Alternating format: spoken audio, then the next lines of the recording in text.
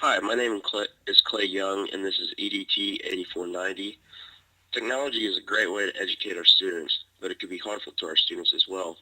Some students use things such as smartphones, iPods, and other devices to help look up educational information, but they can also cause problems too. These devices can be distracting as well. Some students can play games or text answers to other students. It is our job as educators to inform our students on acceptable use policies and to manage our students and how they use their technology. Throughout this lesson, we will identify what an acceptable use policy is, talk about digital citizenship and why it is important, and we will talk about the 9 elements of digital citizenship as well. Some schools have implemented a BYOD program, which means bring your own device. This has many advantages, but can cause distractions in the classroom as well. We have to learn how to inform our students on proper uses of these devices and any other devices used in the school and classroom. And we must learn how to make our schools a better learning environment with the uses of technology. Acceptable use policies are usually written contracts but could be implied contracts in regards to on how the student should act while using the internet and other various types of technologies in the classroom. This is very important to protect our safety of our students and to inform them on the consequences if the rules are not followed. The use of the internet and technologies is a privilege and can be taken away at any time. The purpose of these technologies is to enhance our students' learning, so they must be aware of acceptable uses of the internet and the dangers of the internet as well. An example of one of these rules and regulations is from Wright State's acceptable use policy that allows no one to use another person's account and or password. Digital access means equitable access for all students. Here's an example. Some students may not have internet access at home. We do not want to single out these students in the classroom, so we should have them notify us after class if they have any special needs or have problems gaining internet access at home or may not even have a computer or a device that allows them to complete their assignments. Here on campus at Wright State University, they have a special needs computer lab in the basement near the CATS help desk. I recommend you check it out and become familiar with the different types of devices to help special needs students. It is really neat and it will help level the playing field for all students so they will be able to get their work done proficiently. Another example is in Kahula Desert Academy in Los Angeles. The school gave iPads to every student. This allows the students to have equitable access. If they do not have a computer at home, then they will have this iPad that they will be able to do their own schoolwork on.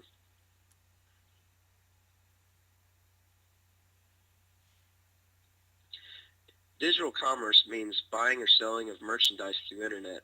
Make sure that the students are able to identify trustworthy sites and inform them that they are not just to give out credit card information to just anybody. An example of this is that I bought a pair of shoes online this past week. I got a pretty good deal on the shoes, but I may have been able to find some cheaper. I bought them through eBay because I had bought through eBay before. They have catalogs and commercials, so you know that they're a trustworthy website to order from. An easy way to identify a secure site is to look at the bottom of the browser before entering any personal information such as credit card numbers. You should see a little lock symbol that tells you the site is secure and is safe to order from. Digital communication is another type of communication through technology that would include emails, texts, phone calls, Skype, social media, and any other uses. An exchange of information is really what digital communication is. We must establish positive types of communication and inform our students on unacceptable types of digital communication as well. As I mentioned before, technology could be good or bad. We want to teach our students successful ways to use digital communication. If we give outside projects, then we want our students to be able to call each other, text each other, or any other form of communication to get hold of one another. In this class, we use Blackboard Collaborate to communicate efficiently. We want to stress the importance of using this technology correctly. We do not want our students sending out tweets and texting each other during class. Our acceptable use policy should help clear the rules with these students so they know what is expected in the classroom and they know the consequences if the rules are not followed.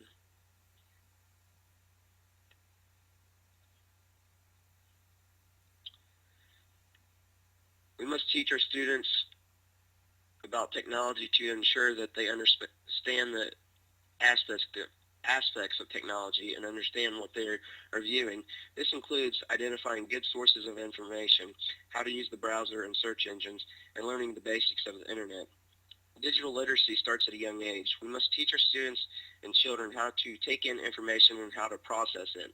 Some of the material might not be suitable for younger ages, so we must explain to the students what they are viewing and how it benefits them.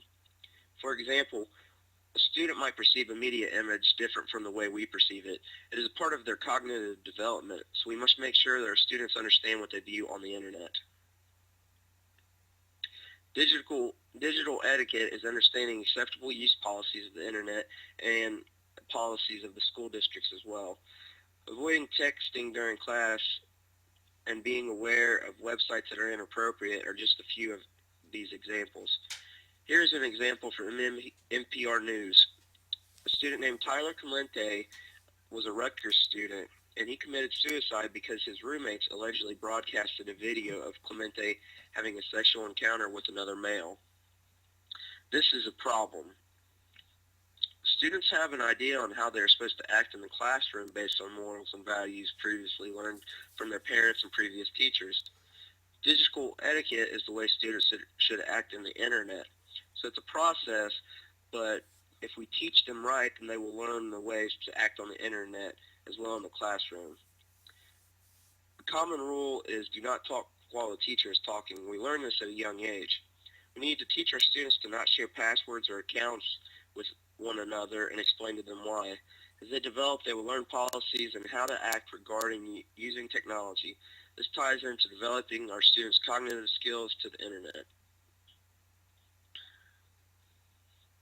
Digital law is being aware of laws regarding the use of technology that includes identifying things such as copyright, fair use, and Creative Commons, and being able to cite sources for information gathered that is not your intellectual property.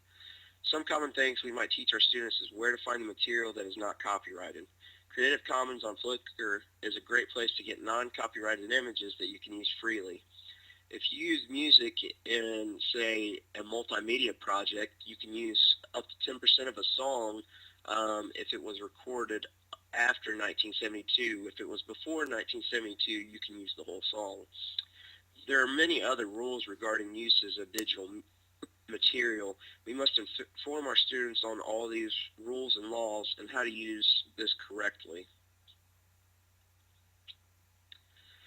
Digital rights and responsibilities refers to the rights and responsibilities of students to know what is ethical from the use of the internet and a proper way to act. Students should not use cell phones to text answers to each other during tests and should not use internet as a form of bullying. The internet is a privilege and can be taken away at any time, as I stressed before. Students have responsibilities for homework and to make sure that their work area is clean after a project or assignment. This compares to their responsibilities in the world of technology. Students must learn that they are responsible for how they will be held accountable if they do not follow the rules and regulations.